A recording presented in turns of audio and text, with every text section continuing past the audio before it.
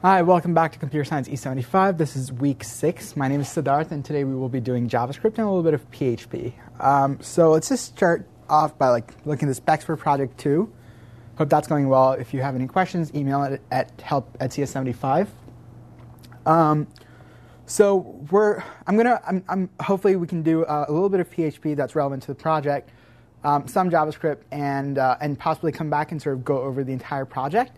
But to begin with, let's take a look at the fourth requirement on the PDF. So it says your site must pull its real-time data, so price of the stocks that you show, from Yahoo Finance by parsing its CSVs. So and it links to the fgetCSV page to the PHP function to parse CSVs to help you out. So let's just start off by doing a little bit of CSV sort of parsing, getting data out, storing it in different places, etc. So CSV stands for comma-separated values. So a CSV file is basically a list of comma-separated values. So it's just different. This is an example of a CSV file. So it just has some random data. It looks like a name, an age, a school, and some concentration, so a major. There are three lines in it, so this is the entire CSV file. And we'll just go over different ways of parsing it and sort of extracting data from it. So the very first time we do this, let me just pull up another copy of this. Okay, so the very first page looks like we're just printing everything that's in an array. If you've tried this before, if you just try print R for a given object in PHP, you might have seen this sort of format of printing stuff out, and that is exactly what I'm doing here. So I open the file, so I have a handle, so a file handle, and once I open it, I use the function fgetCSV. So let's pull it up, see how it works, and then we can go over it in a little bit more detail. So fgetCSV returns an array. That's the first thing to note. So even if you have only one line, there are no commas in your page, it will return an array of one element. So fgetCSV returns a handle. It takes a handle, so a file opening. So you open a file, you have a handler for that file, and you pass it to fgetCSV. It takes a length, so how long, up to how many characters are you going to accept. Note that the length is an optional parameter. So the square brackets in the documentation denotes that you're not required to give it in, but it is okay. And the argument, the delimiter, so $delimiter, is by default a comma as indicated, but again, very optional. So if you don't give it anything, it'll just split it in terms of commas, which in this case is exactly what we want. So here I'm still filling it in. So it's just fgetCSV handle up to 1,000 characters. That's just an arbitrary limit that I place. And give a comma. So while this is not false, so while there is some information in the file, just repeatedly just dump the data. And when we take a look at the so it's this, there's an array of 4 elements, array of 4 elements, array of 4 elements.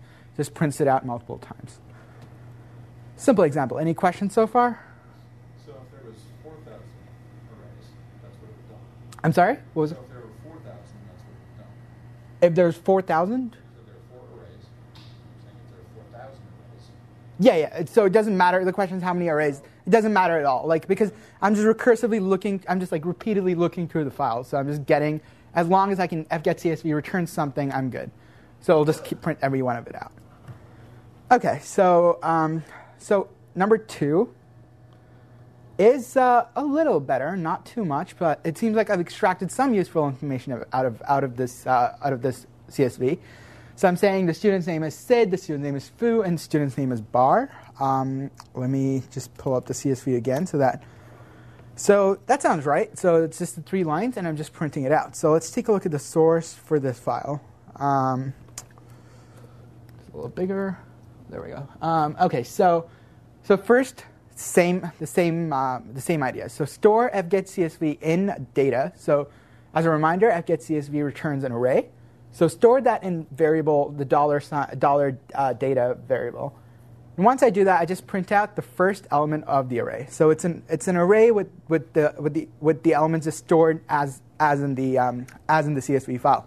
So when I store this in an array, the first array of 0 is Sid, array of 1 is 18, et cetera, et cetera. So here all I'm doing is just saying print out the first element, so data of 0, and that just gives me the name on the line. Is that clear? Cool. So the next one, this is much better. So it's like a nice print line in there. I'm printing out the name, the age, and whatever the major is, which again should be fairly straightforward based on this example. So you start off by storing it in variable data, and once you store it, just print the first. So if we look at the CSV file, you see that the first one is the name, the second is the age. So here I'm just saying student name, age, studies, whatever, which is in this case is the last element, so it's data of 3. And then at school, which is data of 2. And once I print that out, I print a break line just to format it, and it looks through it. Clear so far? Questions? Great. So the fourth example is probably the most interesting and useful. OK, so this looks like details of a stock. So Goog is the ticker for Google. There's some information here. I'm not sure what exactly it is. So let's take a look at the actual code and then go from there. So fopen now no longer takes a local file in my folder. It in fact takes a URL. So this is something that's very useful. So when you fopen, you need not just store a CSV in your local sort of folder or directory and give that the file, but in fact just open URLs as open web pages as if they're just files, and which is great. So let's actually pull this URL up and see what it gives us.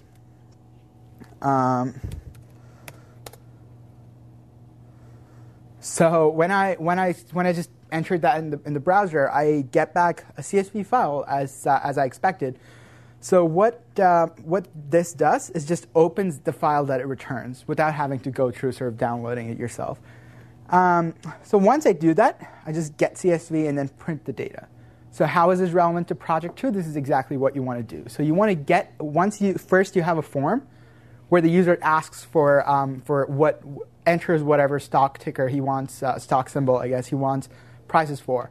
Once you do that, you have to just query the appropriate URLs, which would mean changing this parameter s to whatever symbol you want, and then just looking at the way the CSV file is arranged and printing the appropriate details out. Questions? One thing I noticed when using that is, regardless of whether the symbol is correct, meaning that it's an actual stock, you still get something back. Yep. So the comment was that regardless of whether the symbol actually exists, it in fact will give you back. So when I do that, for instance, I just entered some random symbol. It still gives me back a CSV. So you have to also be clear that like the details that you get back. It's taking a while to open, but you have to just be clear that whatever you get back, you have to defensively check to make sure that there is, in fact, some value in whatever you just got back.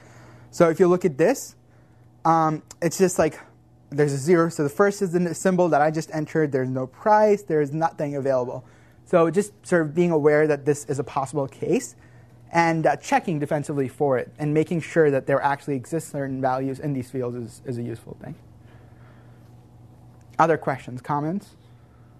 Great. OK, so let's do some JavaScript. Before we start off, just to show you sort of what is possible with JavaScript, there's this website called Cornify, which boasts that it provides unicorns and rainbows on demand. So when you click the button, it populates the page with pictures of unicorns, rainbows, and other glittery substances. This is all JavaScript, so it is all server-side. So this is a great introduction to sort of what JavaScript is and is not. Sorry, client-side, my bad, sorry. It's all client-side. So this is a great introduction to what JavaScript is sort of capable and is not. When you, anything that is done on this page is just on my sort of version of the page. So any changes that I make, when I go back to the site even for instance, all of that is lost. So JavaScript is entirely client-side. So it's possible, and this is something that we will go over when we go through the examples.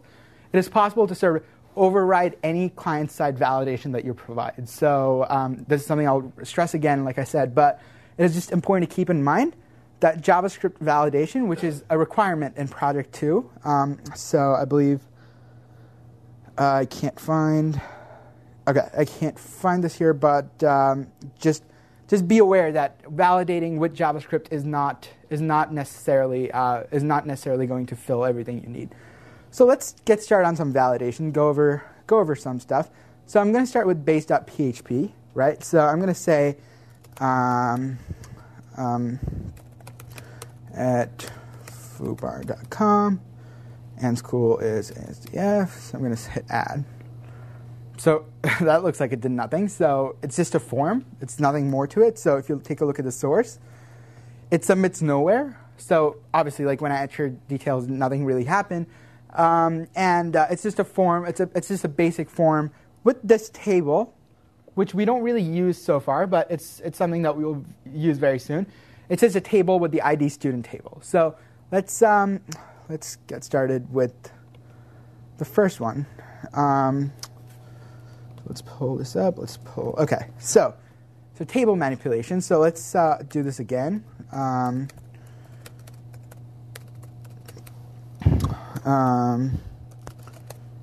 OK, so that did something. So basically, I entered some information, and it basically printed it out at the bottom of the screen. Keep in mind that no request was made here. So clearly, whatever I did, just by seeing the lag, sort of lack of lag when I submitted the form, sort of indicates that there's no request. So there's no PHP sort of submitting to another PHP page and processing going on. Let's take a look at the source. Let me actually just pull up the source on this page. OK, so and before we do that, so I'm going to add another field, but this time I didn't fill in some of the details. So, and immediately it sort of marked all the columns with red, whichever I didn't fill out. So I'm going to change some stuff, hit add again.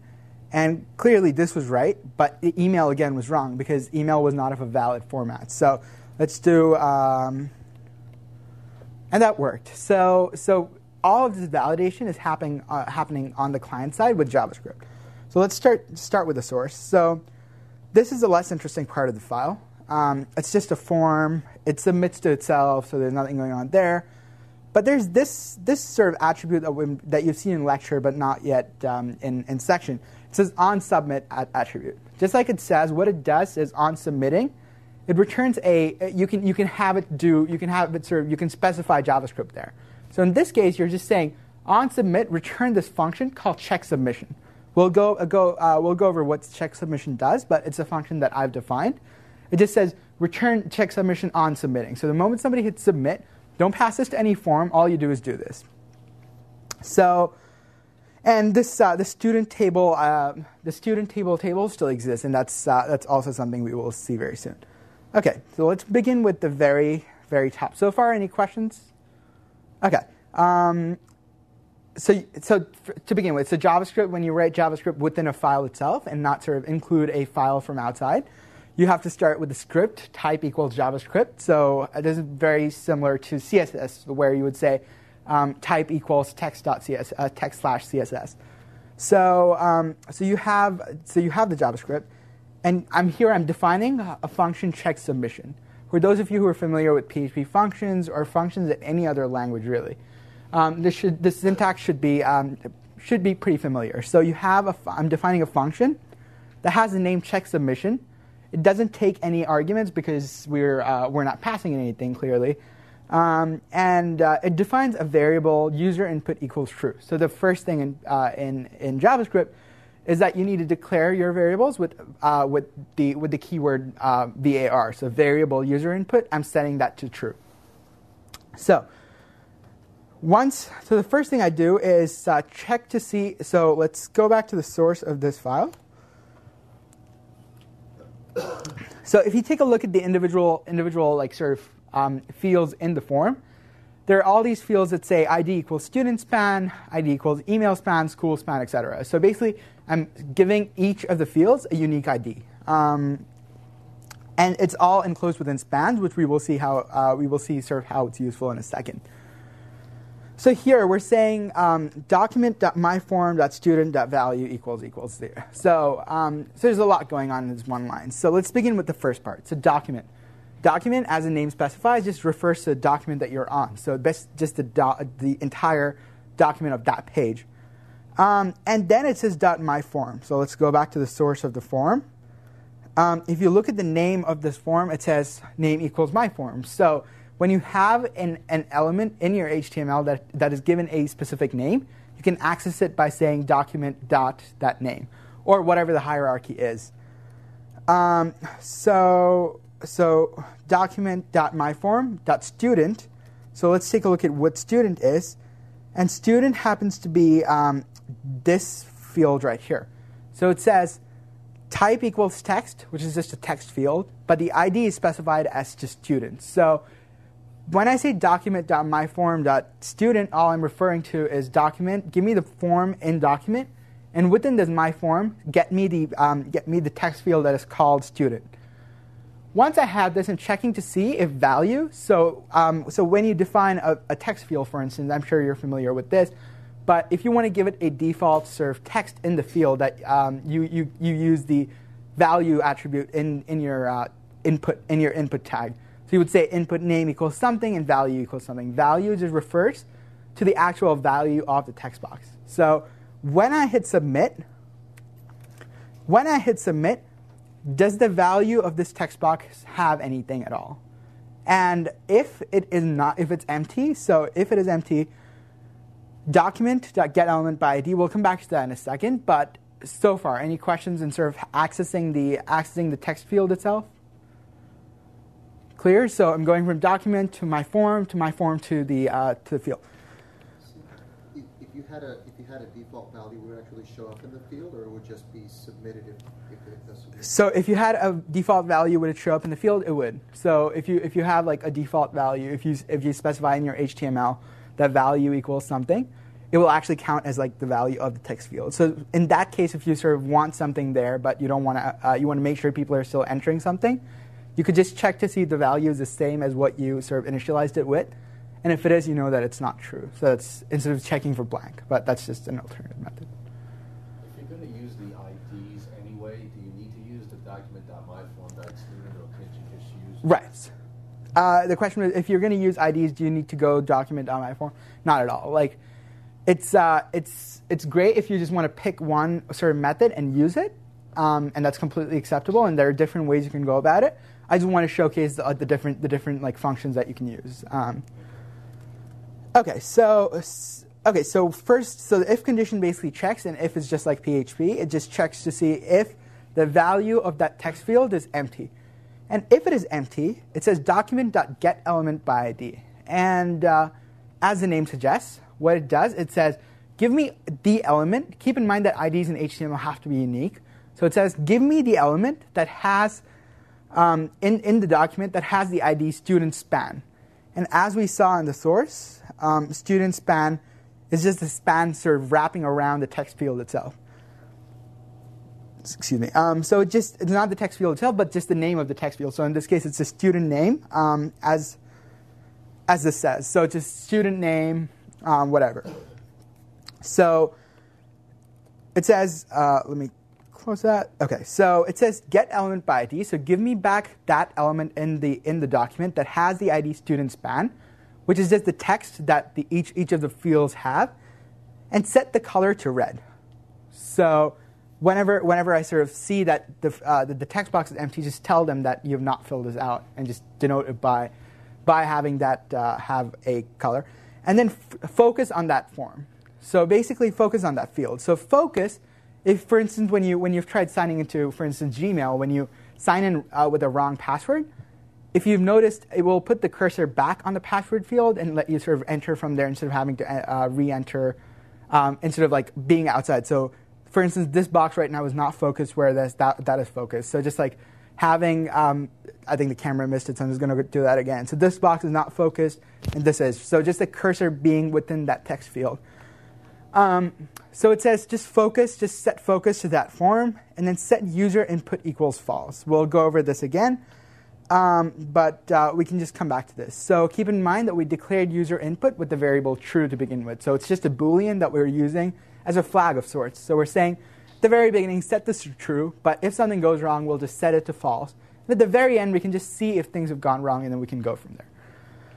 So, so once that is done, once that is done, we're first declaring this this regular expression with this string. So let's do a little bit of regular expressions before we go on. So regular expressions are basically very, very powerful tools, and it is very worthwhile going over, just looking up tutorials on them. I believe W3 Schools has a very good tutorial on them. Regular expressions are basically ways for you to specify patterns and grab and see if a given text, like so, for instance, an email, matches that pattern. So sort of intuitively, you can think about this as saying, is something of the form foo at bar.baz. So regular expressions just provides you with a tool to sort of make this possible and provide a certain framework in which you can check to see if given sort of input fits it. So the input validation here says, so we'll come back to this in a second, but we're saying, so this is the regex. So we're just saying this is the regular expression that we're going to use, and I can go into that briefly for how that works. But what happens? But what I say here is that I'm saying user input is false. So again, if this form value is empty, so if the email field, first we checked the name field, but now we're checking the email field. We're seeing if that's empty. If it is empty, we're just saying set user input to false, do the same thing as we did before. So first make that red, and then focus it on that field. Once that is done, so the first condition is have they entered anything at all? The second condition is if they have entered something, have they entered the right sort of format? So let's take a look at this, and let's just try that. So that didn't work, so email is still wrong. So let's now try that. So that's somehow validated. So clearly, so this is still an invalid regex, and part of the challenge is for you to write your own regex because it's a very useful exercise.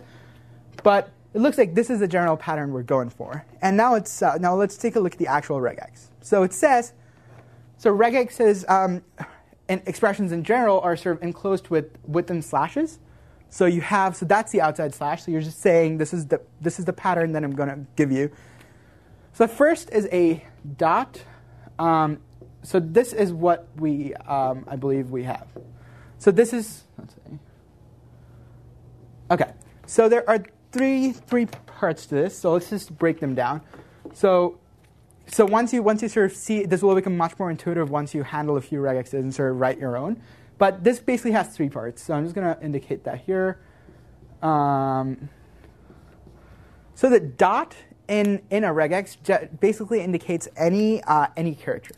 So it just says whatever character you give me. The plus indicates that there should be at least one of it. So you're saying that there should be at least one character in there.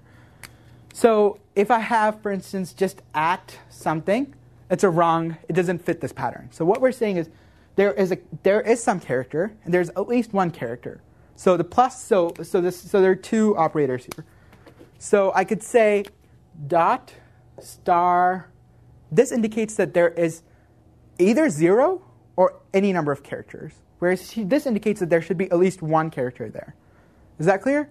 So there should be at least one of some character, and then an @ symbol. So this is a literal thing. So this is literally just checks for the @ symbol. And then checks to see if the same thing happens on the other side. So if it does, just say it's a valid pattern.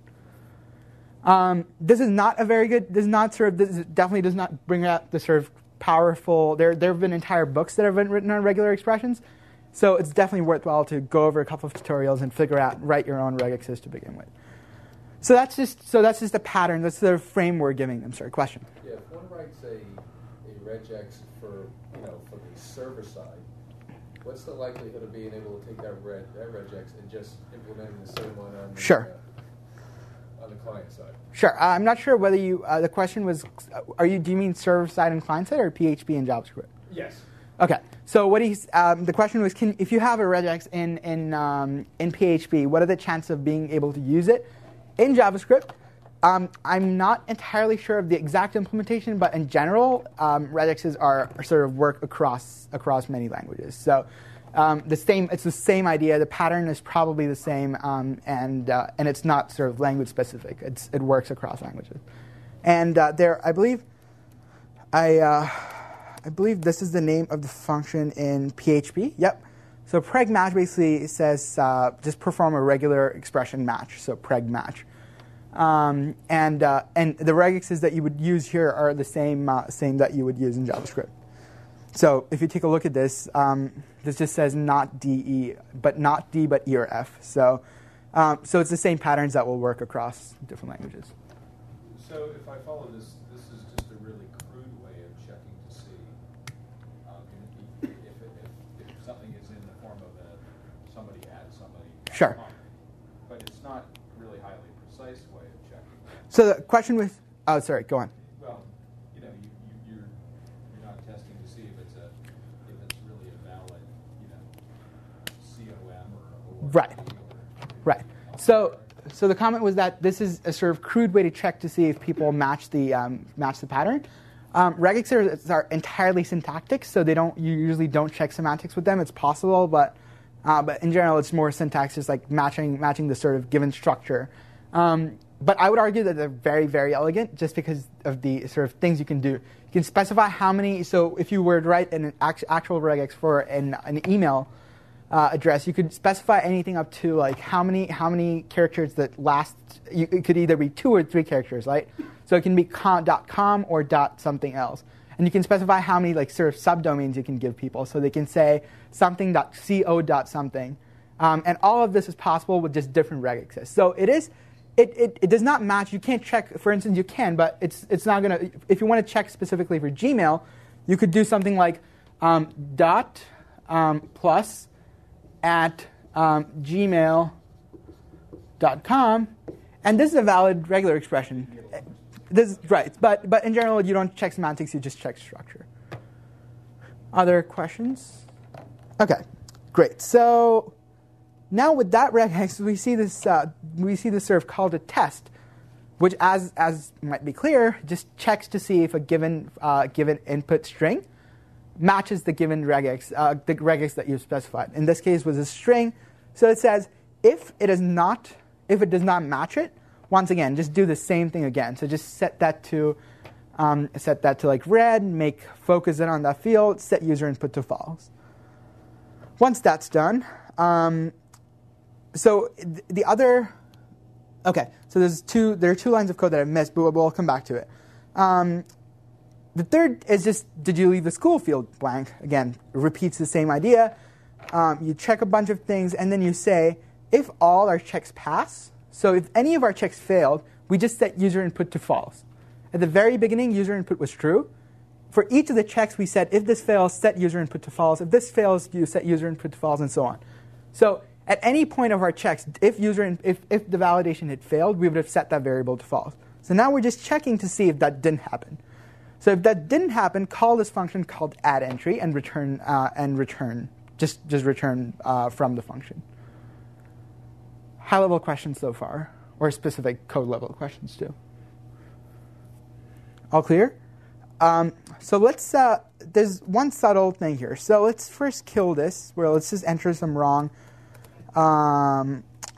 email, and let's hit enter.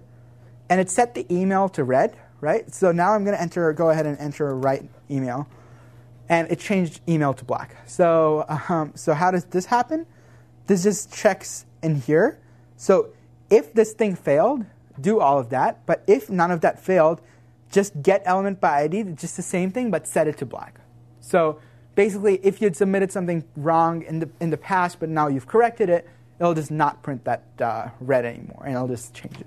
So in the same way, I do that for every one of the other fields, so that when people just correct their mistakes, it does not display it anymore. Questions? Sweet. So let's take a look at what addEntry does. Just as a reminder, so when we did foobar baz and hit enter, okay, so that's what it does. It looks like a table, right? Like the way it's formatted. Let's take a look at the source. This is a sort of subtle thing that that makes things harder. So when you have JavaScript and you use JavaScript to sort of modify the page itself, the source itself does not change. So the source that you've used. So now if you view the source, nowhere does it show us the table that was created right now. So it's still ID equals student table is just blank. So this is one of the reasons JavaScript is fairly hard to debug. So and JavaScript debuggers in general are also hard to come by. But look for Firefox add-ons that help JavaScript debugging, and there's some very good ones. OK, so let's take a look at add entries. So first, we're storing the element by ID student table. Let me make this a little bigger, so a little more. OK, so student table, as we've seen already, is just this table that's just empty in the beginning, right? So it says store student table in this variable called myTable. Once you do that, so new row, so create element is another JavaScript function, which takes the name of the element you want to create. So here it's just tr. So tr in HTML, as we've seen, is just a new row within a table. So it just says create element tr, and then within that it says create element td. So keep in mind that there's the so right now we're not storing anything anywhere. We're just creating elements, right? And once we do that, we're saying append child. So we're creating a text node. And the reason this one is like slightly complicated and uses a lot of like random functions is just to show you what JavaScript is capable of. There is reasonably good documentation for each of these calls, so feel free to look them up and sort of figure out what exactly is going on. But roughly, all you have to recognize is that you create an element. So you create a tr and then a td. Once you create it, you append this child, and the child is a text node, which is just text for whatever submission was made. So document.myform.student.value just consists of whatever was in that text field when the person hit submit. So whatever was in there, just sort of append child, by which it's just create this sort of row and table and store it in there. Does that like high level from a high level? Is it clear? Sadly, we don't have time to go into sort of individual syntax, so once again, just Google them, and I'm sure you'll find great references. And do the same for the other ones too. So append child the email, append child the append child to the form again, and at the end of it you have you've just created sort of a table structure with a TD and a TR and three sort of children in it. Let's go to the next example. So same thing. OK, so it does the same thing. So let's take a look at the source.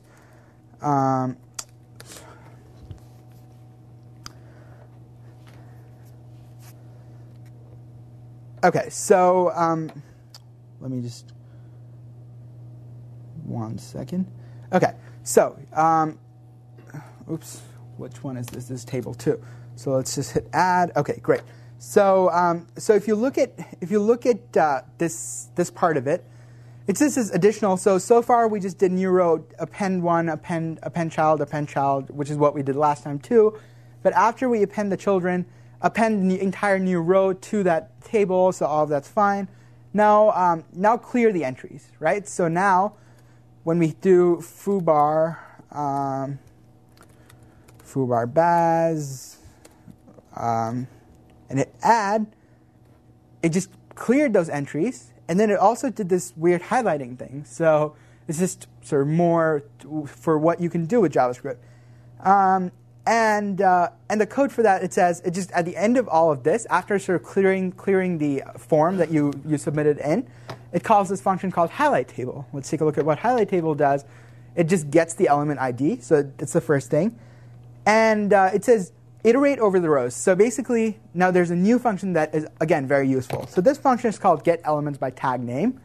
Just much like getElement by ID, getElements by tag name just gets elements that have the tag name as you've specified. Keep in mind that ID is sort of what you specify. So when you say ID equals foobar, that's the ID that it gets.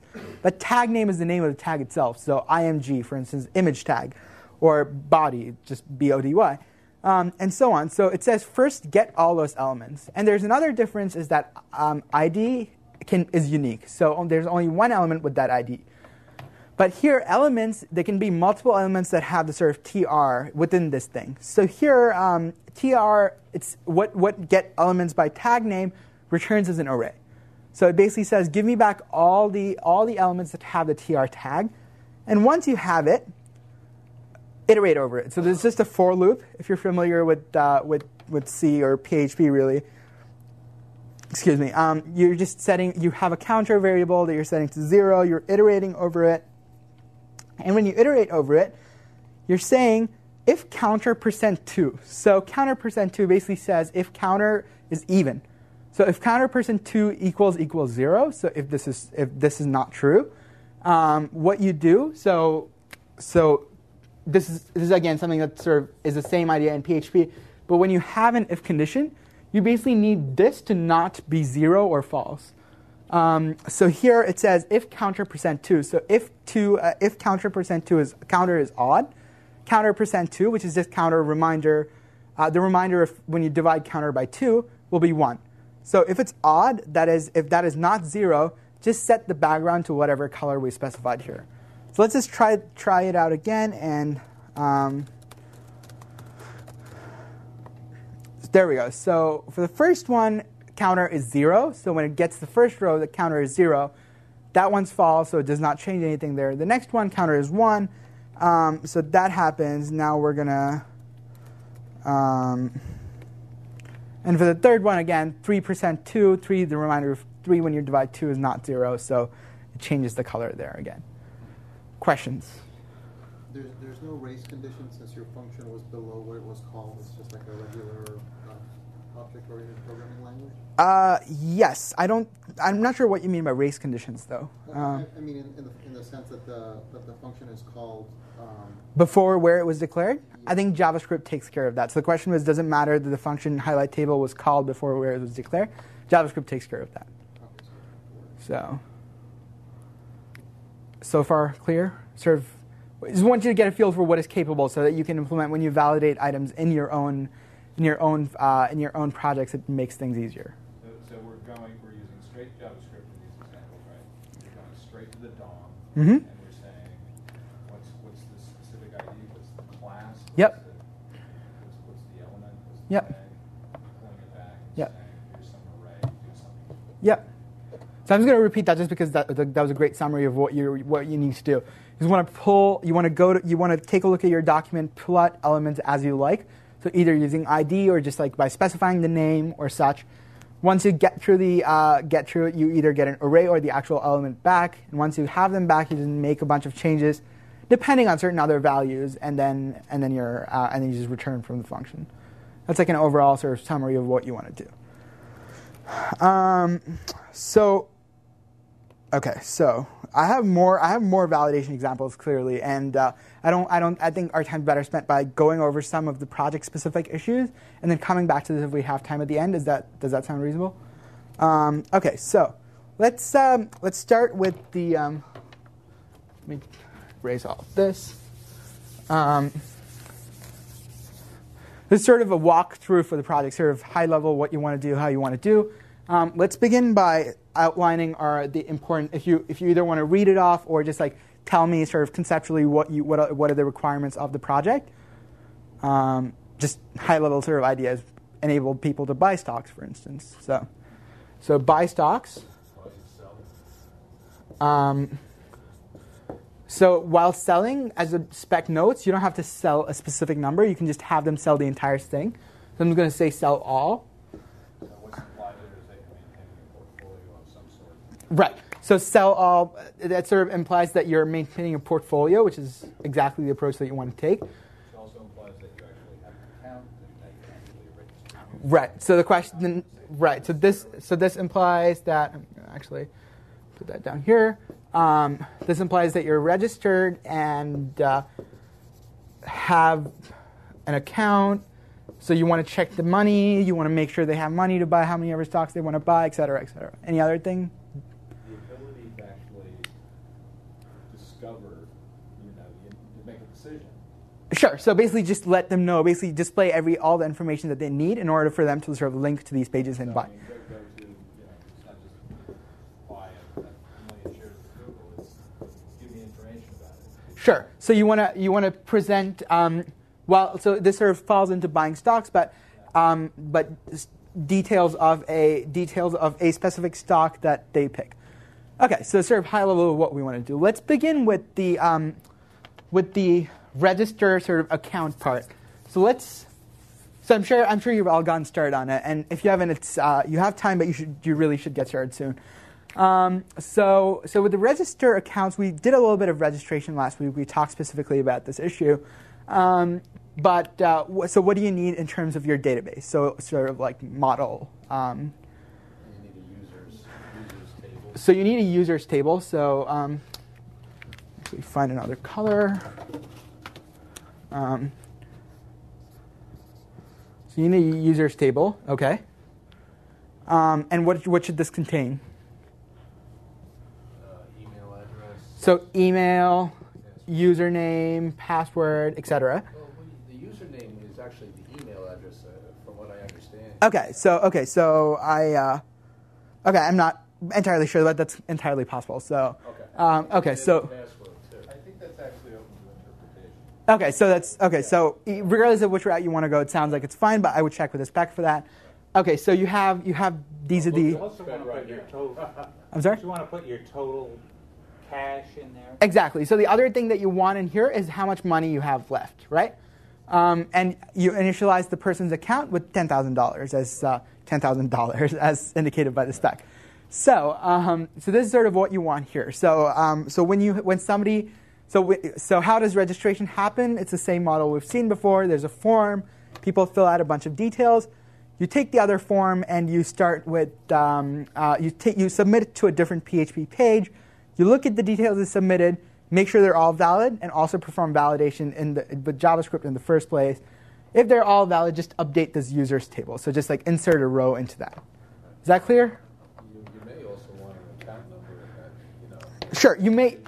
Right. So once again, this design is just to give you a base to work off with. So you might want to add other fields to this. You might want to not use. You might want to use the email as the username, and it's completely fine. Okay, so that's that. So let's talk a little bit about the details of stocks. Details of stock. Okay, so what do we need? Just like we talked about for the registration and the so when you log in, what do? You just have to check to see if the information that they gave you is valid in the in the database and it actually exists. And if it exists, that's what you want to use. So that's login. And if they're valid, just like we did at the beginning of PHP, sort of the whole authentication, set a session bit to true, indicate that they're authenticated, and then let them browse their account. Okay, so details of stock. So what do we need here? The last trade seems to be the only relevant thing. I mean, I'm sorry? From the Yahoo perspective, we need to be able to get to the price of the stock. Sure. So you need to be able to get to the price of the stock, which means you need. I'm sorry? You need the symbol. Right. So you need first a form, right? Because you are not specifying the symbol beforehand. So you need a form, and this form will submit to another PHP file, and this PHP or itself, as we've gone over, and this should basically query Yahoo, the stock URL that we just did. So the example from the section should be pretty much all you need there. Get the information and sort of present it within a table or however you might choose to do. So once you have that, you want to actually have them enable them to like buy and sell stocks. So how would you go about that? So what do you need again for that? So let's say to buy stocks. Well, I mean, once again, you're going to need the symbol, you're going to need the price, and you're going to need the a form that allows you to purchase. Right. So a symbol, a price, and whatever it allows you to purchase. So you have a form that accepts a quantity and a symbol name, right? Because you're letting them buy more than possibly one stock of Google, for instance. So you get a quantity and a symbol. Once you have those, you have to actually so that when they submit to a form, you need to use the symbol to get price, because you want to look up Yahoo's latest prices. They have to be real time, so it's possible it changed. So just look it up again and get the price of the symbol that they requested. And now what do you do? So now what are the sort of like things that you need to update, things you need to set? Well, first you need to check to make sure they got enough cash based on the price and quantity. Right. So the first thing you need to do is check that this field has enough money for their specific account. So somehow you have to keep track of their user ID, right? So when they log in, you need to sort of store that somewhere, and keep in mind that like every time you have to check, for instance, how much money they have, it's for that user ID that you initialized at the beginning. So take a look at their users table, see how much money they have, and then if they have enough money, what do you do? Execute your purchases. Right. So execute the purchase. So what does this require? This requires an additional calculation, but it also requires you need to store the actual purchase somewhere, right? So you need you need a table. So now this is where like you can sort of take many different approaches to this. So one way to do it is to just store anytime anybody buys a purchase, anybody like purchases a stock, just store it in this table called sort of, I don't know, history or transaction or whatever you want, and just associate their purchases with the user ID. So that every time you have to look up, you just have to look through it and see if it has been bought or not. So this is one approach that you could take, and that's entirely fine. So in that case, you would just you also need to keep track of what the price was when they bought it, because I guess you don't necessarily need that. You just have to update the amount of money they have. So once they actually complete, so if they have enough money, you sort of store that transaction in somewhere in some table, and then update this field to make sure that their money is reduced accordingly. The other thing you need to look at is if they've already bought this symbol. I mean, you don't want to create a new insert. You need to update the one Right. that's already there. So the comment was that if they've already bought it, you want to update it, and they're What if they bought it at a different price? right. That's exactly what I was going to say. So if they've so the question was, what if they've bought it at a different price? So you have to keep in mind that you don't have to track how much they bought it for, because all you need to update is this, because when you sell it, you're going to sell it at the price of that time. Right, so as long as you're keeping track of what the total is. Right. As long as you're keeping track of the user's total, you're all set. Really, all you need is the number of shares. Yep. So exactly. So once you have the number of shares, when you sell, you can just once again look up the price of that time whenever they're selling it, and enable them to sort of sell that. So so first you have to check to make sure there's no. But again, there are many different ways you can implement this, and not all of them sort of take the same approach. And any of them is fine as long as it's like thought out and well sort of explained. So you look at this table. You just say, oh, has user ID X bought stock Y? And if that's the case, you just increment the quantity that they buy now. If not, you insert a new row into this table. And once that's done, so that's the buying part of it. I'm sure there are details that I'm missing out, so just test your code, because we will try to break it. So just make sure you test your code in many different ways. And if that works out, you want to now actually enable them to sell it. So for them to sell it, the first thing they need to be able to do is view the stocks, right? To view the stocks that they own. How will you get that? You just have to look through this table wherever you stored the buy. Just look for all the stocks that have their user ID in it. So just say, give me all the rows in this table that were purchased by user ID X. And if it exists in that table, you know that the stock exists, it's not been sold yet, and that the quantity from that row. So once you have that, you just have to display each of them, and then enable them to sell it. So what does selling entail? I'm sorry?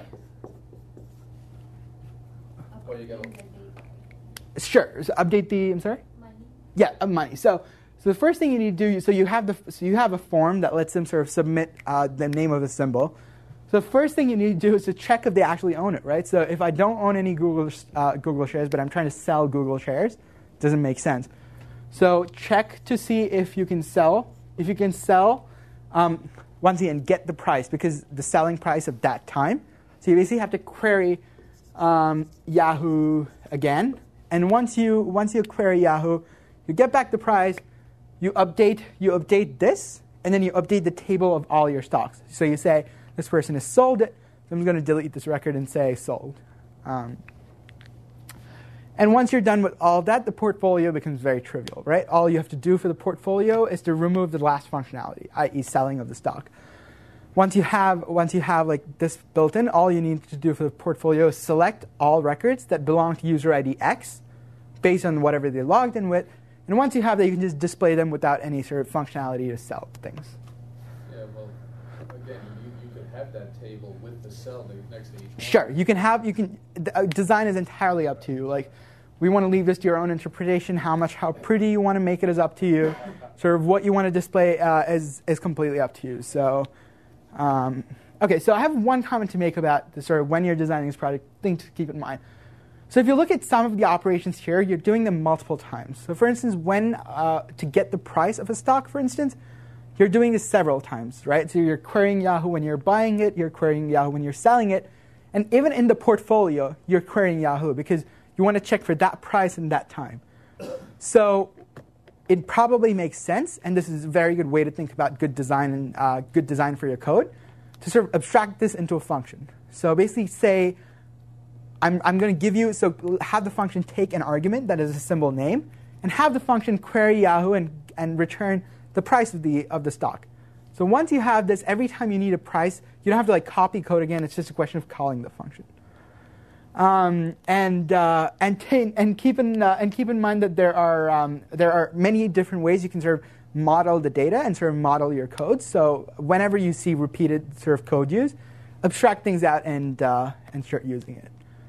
So what do you do? Do you put it in a so-called include file, or what? So the question is, do you put it in an include file? That's exactly what you do. So you have an include file. You define the functions there.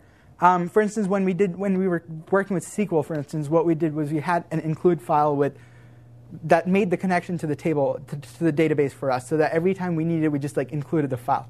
In very much the same way, just have an include file that defines these functions so you can just access them by calling the function that's defined in there. And but what is the exact language? I believe it's just, so I believe there are two things you can do. One is require once, and one is include. Let's just, there we go. So require once.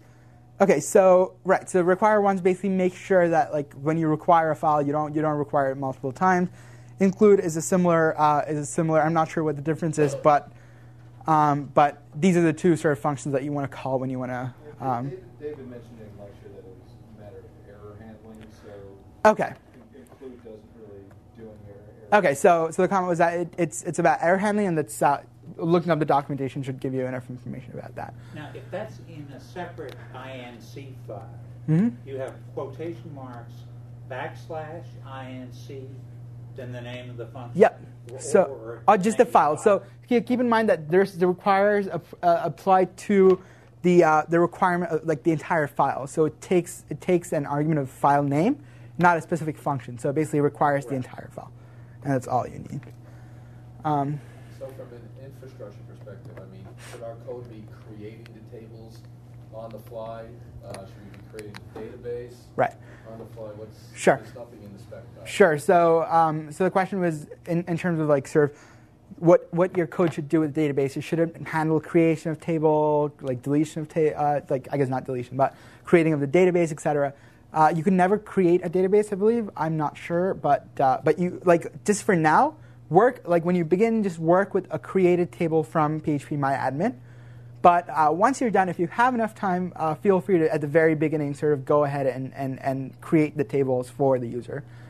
Yeah, it seems like it's an easy thing to throw in with you. Right. So it's entirely possible. You just have to make sure, just check to see the table does not already exist, right?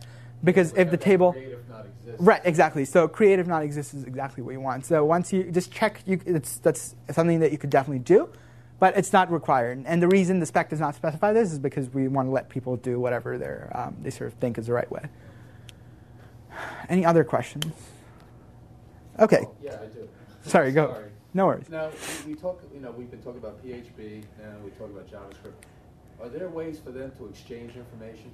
So the question was, are there ways for PHP and JavaScript to exchange information? Yes. So keep in mind that PHP can do, so PHP sort of created HTML for us in a way, right? So we had HTML, and we had PHP sort of interjecting variable values and other computational values in it. Because my HTML is just markup. It cannot do sort of addition, right?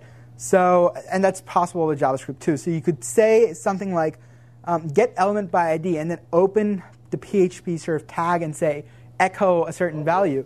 And that will work too, because it's just constructing along with the HTML will also construct the JavaScript, so to speak. But what about the other direction?